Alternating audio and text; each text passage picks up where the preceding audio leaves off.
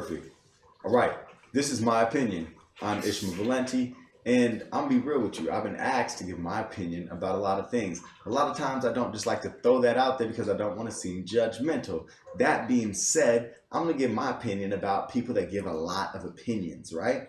We're gonna go through topics, throughout a lot of cool topics, a lot of touchy topics, and some things that may unsettle you just a bit. But that's all right. That's what we're here to do, to go through some things. At the end of the day, you don't always have to take my word for it. I want you to go and do your own independent research and find your accuracy and your truth.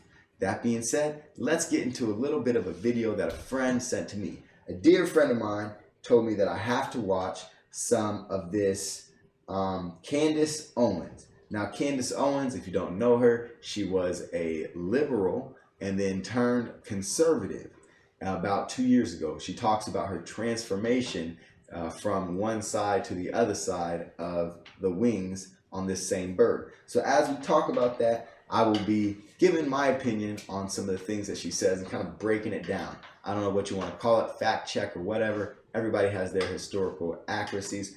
Let's see what's going on. That being said, we're going to get into some of this video. So again, I thank my dear friend for sending this to me. Big shout out to the OG, Mr. Fananga. Candace Owens. Impressive. Candace. She's walking up. First off. Thank you guys. It's such an honor to be here. Really, truly it is. There's so many places that I could start here, and I think it really starts at the beginning. 2 years ago, I thought that the left championed minority voices. I thought that the left championed women and always wanted to give us a platform. And then I publicly declared myself a conservative, and I found out the hard way that that's not exactly true. Now, I'm just going to stop right there. She says that she used to believe that the left championed minority voices, championed women's voices and things of the sort. She says then she found out that that wasn't necessarily true. My opinion just on that, I'm just going to stop it right there. Does the left champion minority voices? Well, in the time of the House and the Senate representation in federal and state, there has been an overwhelmingly more majority of recent of Democratic representation of black voices or minority voices. That being said, with that sort of representation, that is always great, some representation, and of course the figure, and of course the look, what has happened when it comes to the black agenda? When I say the black agenda, I talk about things that are going to advance the quality of life for black people in America. Now, we'll go over on another subject of why I feel like those needs to happen. But when it comes to that, why black people should vote for someone with their agenda. Everyone has their agenda, where someone has a union agenda, someone else has an agenda of less taxes, someone else has an agenda maybe on some other human rights issue or some other personal rights issue. Well, when it comes to the black agenda and people as a community, what have they done as in the left? Criminal justice reform, have we seen it on a large scale? No. We just seen some with the First Step Act, of course, that was done by the Republican, of course, Donald Trump has signed that in with the help of, what's his name, Kanye and Kim Kardashian. Moving on, black farmers or agricultural program for black farmers that want to attain more land. We haven't seen a nationwide program. I actually haven't seen any. If you have some or can show me some, I looked far and wide, please drop those so we can know and we can educate more of the audience. How about some federal reassignment for these schools that are hurting in many districts that are in urban areas or in areas of minority majority. So where are the federal funds? Have the left been able to get those reassignments done to strengthen these schools nationwide? I haven't seen these nationwide programs. If I'm mistaken, please again drop in the comments and show us some of these references for it. So I would call that, I don't know if you're hitting it with a win, loss, or a tie. Maybe a tie in what she's saying. Moving on. If you're a minority in this country and you don't subscribe to your emotions, if you want to have intellectual discussions and you want to have a debate, there's no place for you on the left. In fact, you will be rejected. In fact, they will actively try to destroy you in the way that they have tried to destroy me over the last 2 years. Now I'm going to stop it there real quick. I have to admit that I have worked for at least 2 Democratic campaigns locally to try to help them advance through the political ranks and obtain political office by being elected by their peers. So I've worked for them diligently and was successful in both of the campaigns that I worked for. That being said, when I was around big, large circles of Democrats, and I would bring up some other touchy subjects that I'll bring up in some later episodes, I was a lot of times kind of shut down. I was a lot of times made or laughed, maybe kind of laughed over. I was definitely not received with a lot of openness when it came to some subjects. But as an overall whole, I do feel like I was welcomed in, because in where I'm from and where I was attending these meetings in Lancaster County in Lincoln, Nebraska, there I would many times be one of two of the only people of color in the room. And this would be in a room of at least 100 or 150 people. Again, this is at a Democratic event. So that being said, I'm sure I do think that they definitely want to be there, because I could help represent a whole segment of 4 to 5% of Black people in Lincoln, which is crazy that they'd expect me to represent something like that. But not saying that they were exactly, but I was welcomed anyhow. That being said, I have seen some of the same things that she is talking about when it comes to being kind of attacked if you have a different idea or even bring up some of these subjects. I followed my political transformation. Obviously, it started on YouTube with just an idea that maybe conservative principles might be an alternative for the Black community. I questioned at the time, is it really possible that a man that was loved by the media, Donald J. Trump, they loved him, loved by Black America. Every hip hop song that I listened to growing up, they wanted to be like Trump. Beyonce and Jay-Z were sipping poolside at Mar-a-Lago. Okay, hold on, I'm gonna stop it right there. So she talked about the media and pop culture kind of in love with Donald Trump. I mean, I cannot argue with this. The media and pop culture was very much in love with Donald Trump. I saw him in Home Alone 2, right? When he was at the hotel, giving a little wink to Macaulay Culkin, right? I remember one of the biggest songs coming from the Midwest, my man Nelly, let me in now, let me in now. Bill Gates, Donald Trump, let me in now, spin now. I got money to lend my friends now, we in now, right? And so that was a pop culture thing. Me, I think, a aficionado of the poetry that we call American rap, and some of that beautifulness in some of these rhymes, like from some of the greats. Nas, brothers always expect to see us together stable, the best couple they've seen since Trump and Marla Maple, right? Like people were kind of in love with Trump, especially brothers from the New York side that had kind of looked up to Trump in this economical type way. Again, but even down south, Jeezy, richest brother in my hood, call me Donald Trump, the type of brother to count my money while I smoke a blunt. Well, again, even Jeezy down south, right? Kind of immoralizing or looking up to the wealth of Donald Trump. Diddy, big man Diddy, shake a little thing Diddy. I spent absurd money, private bird money, the Bill Gates, Donald Trump, Bloomberg money. Again, right? All of these kind of big figures that he's talking about again. But one person that didn't seem to kind of maybe immortalize or maybe hold Donald Trump in such a high esteem because of his wealth and stature in pop culture already was, weirdly, Kanye. Back in the day on the My Beautiful Dark Twisted Fantasy, which I think is one of the best albums ever, he said, "I'm so appalled, spalled and bald, and Donald Trump taking dollars from y'all." So he seemed to be the only rapper back then that had maybe a negative connotation associated with Donald Trump. That being said, I couldn't find a picture of Hov, Jay-Z, and Beyonce at Mar-a-Lago. I looked hard and wide as well. If you can find that picture that she's talking about, please put that in the comments as well. So again, that was kind of like a tie. She definitely did. There's a whole bunch of rappers that did hold him with high esteem. You go around and look in articles, he was all over not only pop culture things, but the media seemed to love him, gave him a TV show, all that. We love to see You're Fired and all those things, right? Now, moving on. But the American dream is to be like Trump. Obama said. Obama said the American dream is to be like Trump. And I have done a lot of reading from Obama, and because in the past, right, he's a wonderful, I think, writer, and of course one of the best orators that we've had in our era.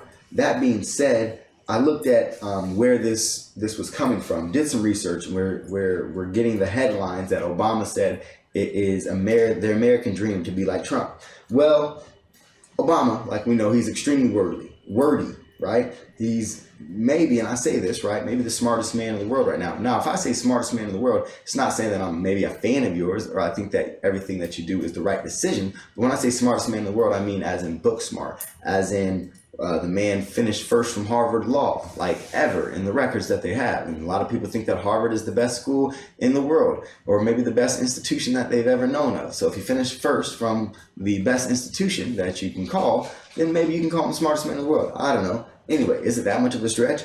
That being said, I'm not a fan of all the things that he's done or the actions that he's taken. That, again, being said, I don't have to agree with him, but I think he's super smart. But he was writing about race and equality while at Harvard Law in his early 90s. And he was like a 144-page kind of unpublished paper, but it was very polished. And he was talking about race and equality. And it was very, very, again, wordy, right? But I'll read some of this, where this comes from, and it kind of put it in context, okay? The depth of this commitment, and this was... this is in a book, all these transcripts, and I'll give the reference as well. The depth of this commitment to personal liberty and opportunity may be summarized or summarily dismissed as the unfounded optimism of the average American. I may not be Donald Trump now, but just wait. If I don't make it, my children will. But those of us on the political left often forget the degree to which coalition and consensus building among the American electorate has not necessarily preceded any major federal program to reform or restructure American economic and political landscape. Therefore, African Americans needed to understand how the indiscriminate use of rights rhetoric in conventional political battles only adds fuel to the suspicion of the average white that all claims of right or nothing more than hypocritical attempts on the part of blacks to disguise their pluralistic self-interest in the language of prophecy. Thus, rights rhetoric will be effective to the extent that it conforms to the aspirations of a colorblind society, and African Americans should grasp the pragmatic need for a shift away from rights rhetoric and towards the language of opportunity. I told you, super wordy, right? So again, this is lawyer talk. This is a bunch of lawyer talk, but did he say that the American dream is to be like Trump? No, and kind of the commentary from Alice Kasparek, an Atlantic contributor, he says the invocation of Donald Trump's name was not, as implied by headlines, used to provide an example of the American dream, but rather an example of the unfounded optimism of the average American. Like, for example, the expectation that they or their children would become economically well off someday, right? The concept Obama and Fisher suggested could be tapped into as a way to bring about more fruitful discussions of racial equality. So what we talk about, economic equality, right? The black advancement in economic equality. Now, that's something that's been debated and talked about for years and years. So it isn't like he was saying that the American dream is to be like Donald Trump, but the essence of, we say we can be rich, we can obtain something some way, to go from something to nothing, not like Donald Trump, but from something to nothing, but to go from something to nothing. So did he say like Donald Trump is the American dream? No, not like that. Where did it come from? A very, very, very wordy 144-page publication that he wrote that was very highly polished. So that's where that really comes from. Again, you can even give a tie from that. If you want to look at that, David J. Garrow, and that's Garrow, Rising Star, the making of Barack Obama. You can look at those transcripts. Moving on. That within 24 hours of declaring his candidacy for the White House, he became a racist, bigoted, homophobic, sexist, rapist at one point, right? Was that really possible? And I said, of course, no, it's not possible. There's absolutely no way that that's possible. So is it possible that after 24 hours, after declaring for presidency, you can become racist, homophobic, sexist, bigot, and all these things, right? Yeah, of course it's possible, because after 24 hours of declaring for the presidency of the United States of America, you're going to be rang through the ringer of all you can for this 24-hour news cycle to get more entertainment. So, of course, we already know these type of things. We've already seen all the tweets. We've already seen the history, whether it was evictions, whether it was gentrification, and all these claims, or whether it was actual court cases of discrimination cases from gentrified communities. Now, all of that, and we still said, let me in now, Bill Gates, Donald Trump, let me in now. It was all good, it was all cool. We still wanted to be like Donald Trump. When I say we, I'm talking about that hip hop rap community that she was talking about. I'm not saying we as black people in a whole, because of course black people in a whole is very much larger than hip hop culture. That's just a small sub segment of black culture, is that hip hop culture. And not even all the hip hop culture, of course, was about that. That's just more of the flamboyant type look for riches and things, as in, I guess, more the stereotypical type rap, right? But anyways, moving on.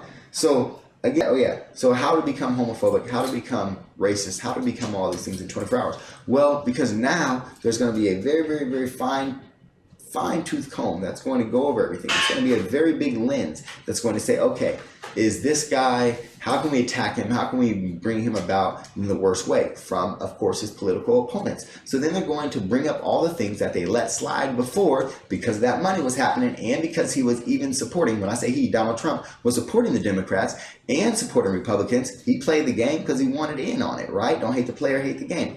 Because of that, now the liberals who were excusing that before and taking that money, now they wanted to call foul on it all, which of course you can call foul on it. So if he's racist, you want to bring up the court cases, fine, that's okay with me.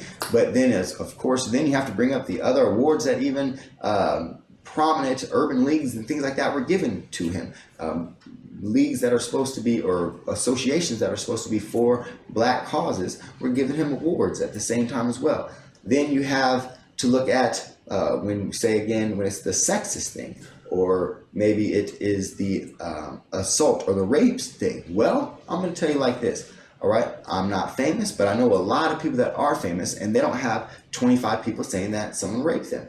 Whether it happened or not, there is 25 at least accusations. That was just in Business Insider in October of 2019. So these aren't like old things. These are still ongoing allegations. Also, we all heard the Billy Bush tape, right? Point blank, I've never said that I can just go up and grab women in their private parts and think that that's okay. Now, a lot of people say it was locker room talk or something like that. Well, we heard the context. We heard what the brother said. He was talking about things that he was doing, talking about interactions he was having with different women that are known in the public figure or public eye as well. They knew who they were talking about, and he just said, hey, look, I just go up and kiss girls. I can grab them by the thing because, hey, look, I'm Donald Trump. I can just do that, right? So we know what he was talking about. So point blank, these are things that this isn't a new tape. That was from years and years ago. I think it was 2006 or something that the tape was recorded. Please put it in the comments if I'm wrong. But these were old things that we were excusing before, and now all of a sudden it's a big deal because it's running for president. Now, don't let me get all holy when it comes to presidents, because when it comes to the character of presidents, he's not the first one to do anything like that, to be racist, homophobic, or sexist, or even accusations of rape. But we're not talking about the other presidents that were doing that. We're talking about him right now, right, Candace? All right, we will presume. How on earth is it possible that a party that instituted slavery, Jim Crow laws, racial terrorism, and the KKK has the black vote? How is it possible? We gave up culture. The right gave up culture. That's how it's possible. That's how the left was able to do this. We gave up culture. I don't exactly know what gave up culture, man, especially when it comes to what she's talking about, the black vote and the black consistency of voting with the Democratic Party. Now, that being said, she says, Democrats, they gave us the KKK, they gave us the lynchings, they gave us some segregation, and all of these things. These are things that are true, right? She maybe gets a win or yes, and the truthfulness there that I believe, but this is just very, very true. Now, that being said, of course, there were members of the Republican Party that were part of the KKK and that were doing racist acts as well. It isn't like the Republican Party was a kumbaya place for black folks to go and get some great representation. That being said, yes, the KKK and things were started with the Democrats. That also, when you look at those hanging pictures, and I know you may know some I'm talking about, when a poor gentleman is being hung and maybe burned, and you see the group of people that are all packed around and watching, and they're smiling, and they're in their top hats, and they're in their nice suits, and they're in their, they look like business people, and then they got the little kids looking on and things like that. Do you think those are only Democrats watching and being okay with that? No, those were Republicans, Democrats, Independents, whatever they may have been politically affiliated with at the time, right? And these were all people that were okay with the disenfranchisement and the oppression of black people in general. And so it really isn't a Democrat or Republican thing. But the fact of the matter is, yes, these Democrats do have the strong roots in those racist organizations and hateful acts. The course of the last 50 and 60 years, it seems that we've given up influencing pop culture altogether on the right. And to a certain degree, that's completely understandable. I mean, there isn't a climate that's more hostile to conservative principles than the entertainment industry. We see that everywhere. When Joy Behar mocks the vice president. Okay, I'm gonna stop there real quick. So she says 50, 60 years from now, in the entertainment industry has been taken away from the conservative right. And she says we really, really strong. She really identifies with this conservative right. 56 years ago, go look at TV, go watch and see what was on TV. Look at the black representation on TV. What was the only black representation on TV? Maids, housemaids, slaves, ignorant type figures only, right? We really, let's go back and let's look 50 and 60 type years. Now, then it's moving on into then some more things like you maybe say more depthful things like the All in the Families and the Jeffersons and things like that. But what grand, I guess, era is she talking about when it comes to entertainment of these conservative values? Is she talking about like the Shirley Temple type of conservative values? She wants a brother to tap dance or whatnot? Like, I guess what is she really talking about? But then I kind of see what she's talking about beyond just the black agenda when it comes to blacks being so tied to liberalism instead of conservatism, because then I did look at the top 10 sitcoms and series, and I wrote them down, and they were Modern Family, Big Bang Theory, Brooklyn Nine-Nine, Simpsons, The Good Place, It's Always Sunny in Philadelphia, Family Guy, Mom, and Bob Burgers. Bob Burgers, my personal favorite. Now, none of these do, I guess, show that nuclear family that she's talking about. That good old Beaver, Leave It to Beaver type, Dennis the Menace type family that I guess that she's talking about and wants to see. But then again, back then, the representation for black people was basically non-existent unless it was negative.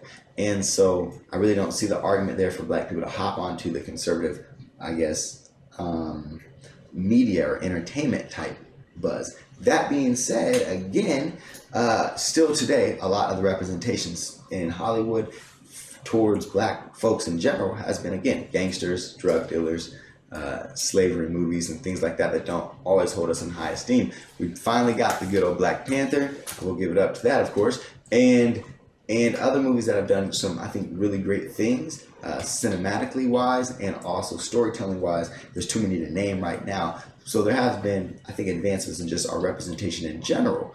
But again, it's kind of, I guess, you give like a tire kind of wondering again for this statement by Candace. Now she's going to move into something else. I'm going to back it up just a bit. We see that everywhere. We see that when Joy Behar mocks the vice president for being faithful to his wife. Was that what he did? When she mocks the vice president for saying that he loves Jesus Christ, was that what he did?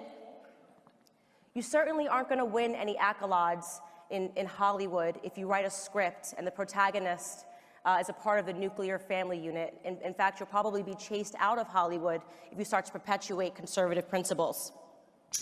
Okay, she was talking about The View, and you know, Joy, she did really mock him for being a Christian. She mocked him for believing in Jesus, as in this connection that he believes that he has with Jesus Christ, and then also mocked him with, I guess, his faithfulness to his wife, saying, and this is a quote here from her discussion on it, my question is, can he talk to Mary Magdalene without his wife in the room as well? So it was kind of a definitely weird thing, a way to attack someone. There's so many things to attack on policy issues that you may not agree with and things that are of real substance than to get into someone's, I guess, religious views, which is one of the things that I think is supposed to be really protected in this United States of America, right? Is your freedom to believe or not to believe whatever the heck that it is religiously.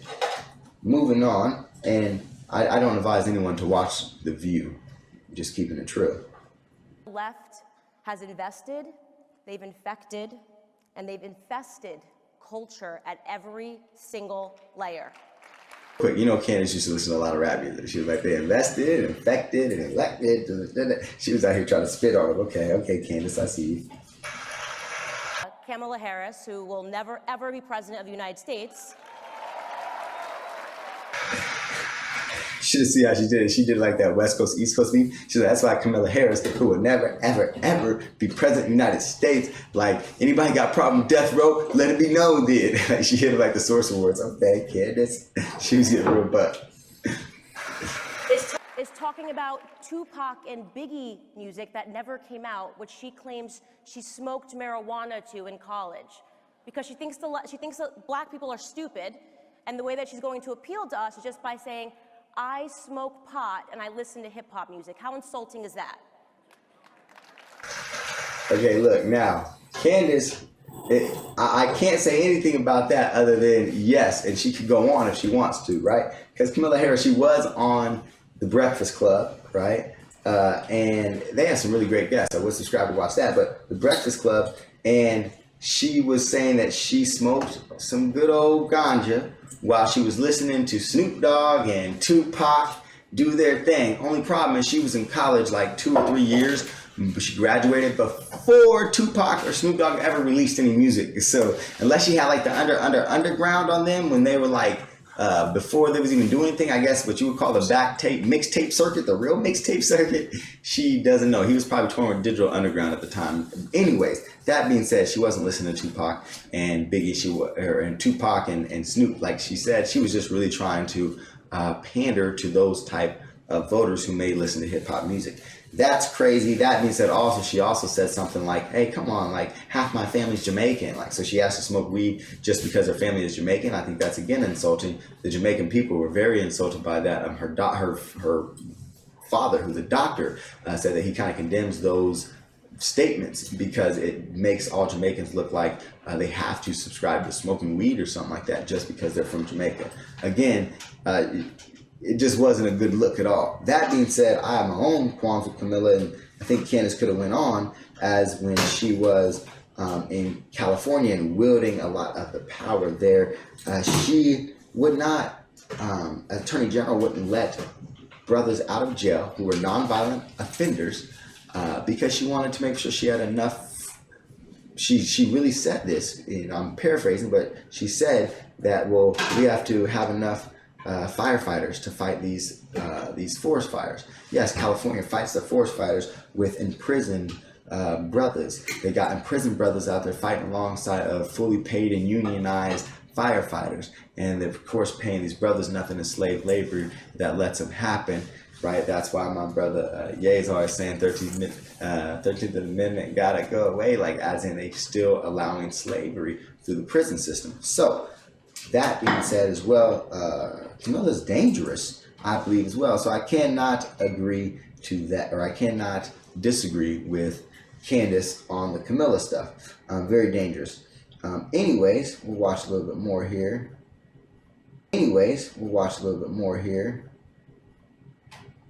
This part 1 is kind of juicy.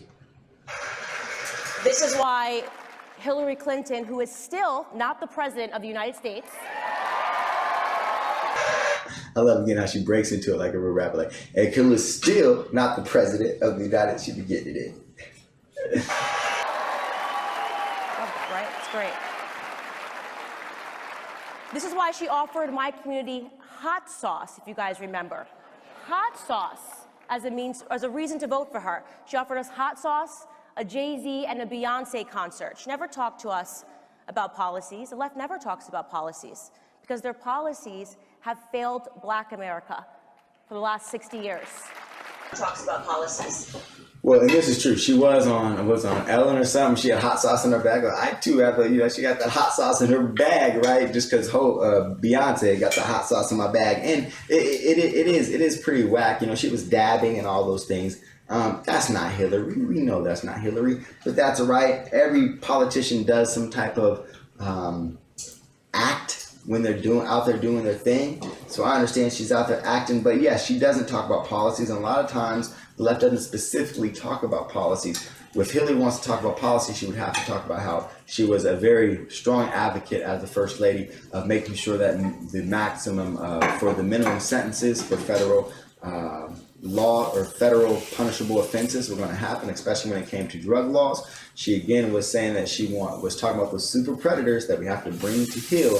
And it was really in the midst of this drug crackdown, the 3 strikes out law that she also was a very, very big proponent of. So Hillary, it's hard for her to talk about these specific things when it comes to the black community. And then if we talk about the international black community, when it comes to the breakdown of her consistently trying to stop the African Union from happening in a real successful way. And then, of course, her catastrophe that she brought Obama into with Gaddafi and Libya, and you see now the state that it's in.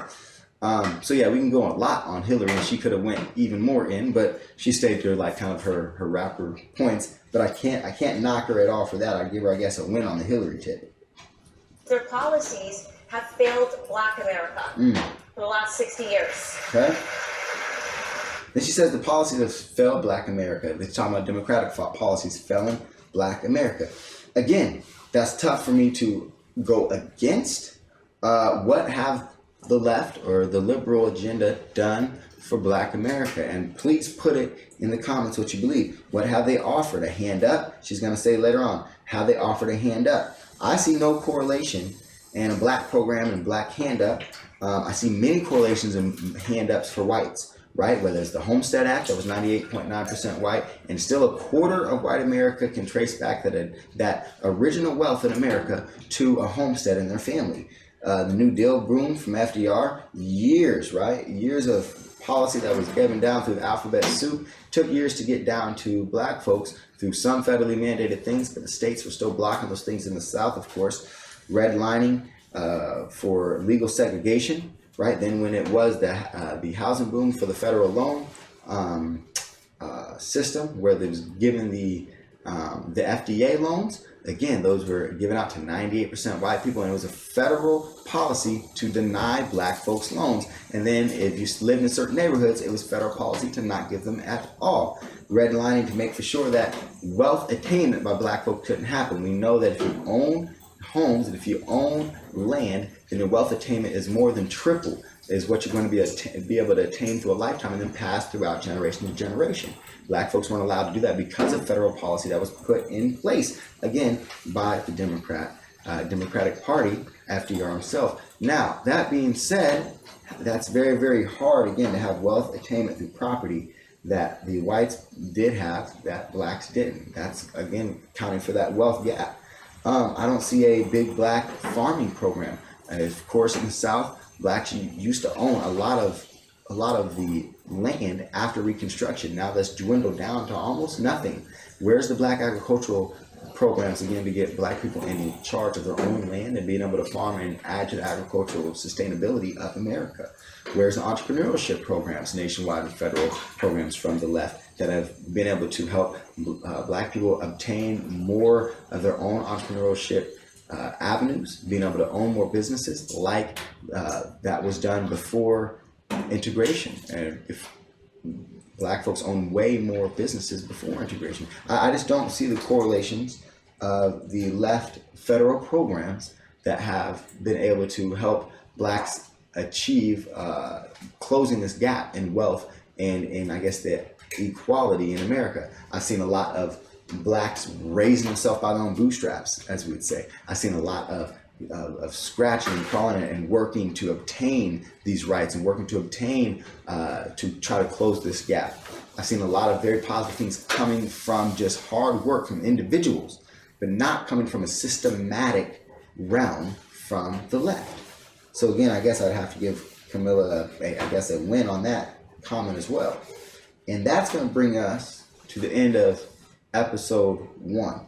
Episode 2, we're going to go over where the history, because she's going to bring it up, of blacks being so very consistent with voting Democratic started when it was consistent with Republicans, and how that's helped for the Black community and Black agenda in a whole. I appreciate y'all watching my opinion.